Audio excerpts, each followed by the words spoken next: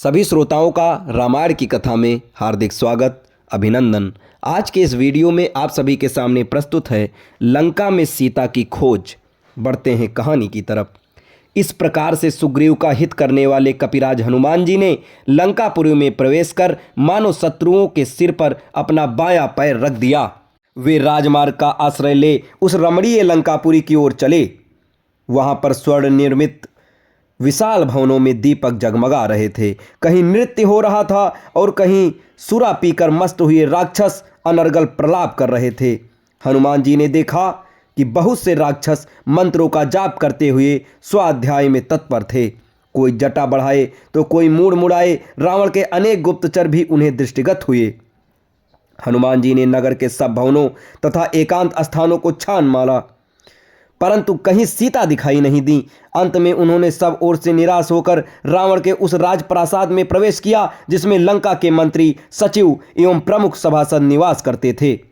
उन सब की भली भांति निरीक्षण करने के पश्चात वे रावण के अत्यंत प्रिय बृहत्शाला की ओर चले। वहां की सीढ़ियां रत्न जटित थीं। स्वर्ण निर्मित वातायन दीपों के प्रकाश से जगमगा रही थी। स्थान स्थान पर हाथी दांत का काम किया हुआ था। छतें और स्तंभ मड़ियों तथा रत्नों से जड़े हुए थे। इंद्र के भवन से भी अधिक सुसज्जित इस भव्यशाला को देखकर हनुमान चकित रह गए। उन्होंने एक ओर स्फटिक के सुंदर पलंग पर रावण को हुए मदिरा के मद में पड़े देखा, जो कि अनिंद सुंदरियों से घिरे हुए थे। उसने नेत्र अर्धनिमीलित हो रहे थे। अनेक रमणियों के वस्त्राभूषण अस्त व्यस्त हो रहे थे और वे सुरा के प्रभाव से अछूती भी नहीं थी। वहां भी सीता को न पाकर पवन सुत बाहर निकल आए। फिर हनुमान जी ने रावण के अन्य निकट संबंधियों के निवास स्थानों में सीता की खोज की, किंतु वहां भी उन्हें सफलता नहीं मिली। तत्पश्चात हनुमान ने रावण की पटरानी मंदोदरी के भवन में प्रवेश किया। अपने शयनागार में मंदोदरी एक स्फटिक से श्वेत पलंग पर सो रही थी। उसके सैया के चारों ओर रंग बिरंगी सुवासित पुष्पमालाएं झूल रही थीं। उसके अद्भुत रूप, लावण्य, सौंदर्य एवं यौवन को देखकर हनुमान के मन में विचार आया, संभवतः यही जनकनंदिनी सीता हैं। परंतु उसी क्षण उनके मन में एक और विचार उठा कि ये सीता नहीं हो सकती, क्योंकि रामचंद्र जी के वियोग में पतिव्रता सीता न तो सो सकती हैं और न ही इस प्रकार आभूषण आदि पहनकर श्रृंगार ही कर सकती हैं। अतएव ये स्त्री अनुपम लावण्यमयी होते हुए भी सीता कदापि नहीं है, ये सोचकर वे उदास हो गए और मंदोदरी के कक्ष से बाहर निकल आए।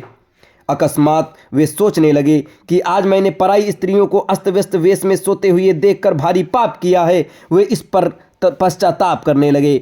फिर ये विचार कर उन्होंने अपने मन को शांति दी कि उन्हें देखकर मेरे मन में कोई विकार उत्पन्न नहीं हुआ, इसलिए ये पाप नहीं है। फिर जिस उद्देश्य के लिए मुझे भेजा गया है उसकी पूर्ति के लिए मुझे अनिवार्य रूप से स्त्रियों का अवलोकन करना पड़ेगा। इसके बिना मैं अपना कार्य कैसे पूरा कर सकूंगा। फिर वे सोचने लगे, मुझे सीता जी कहीं नहीं मिली।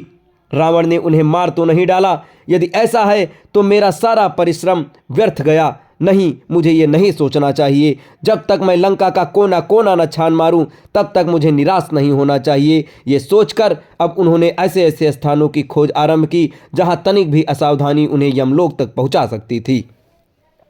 उन स्थानों में उन्होंने रावण द्वारा हरी गई अनुपम सुंदर नाग कन्याओं एवं किन्नरियों को भी देखा, परंतु सीता कहीं नहीं मिली। सब ओर से निराश होकर उन्होंने सोचा, मैं बिना सीता जी का समाचार लिए लौटकर किसी को मुख नहीं दिखा सकता, इसलिए यहीं रहकर उनकी खोज करता रहूंगा अथवा अपने प्राण दे दूंगा। ये सोचकर भी उन्होंने सीता को खोजने का कार्य बंद नहीं किया।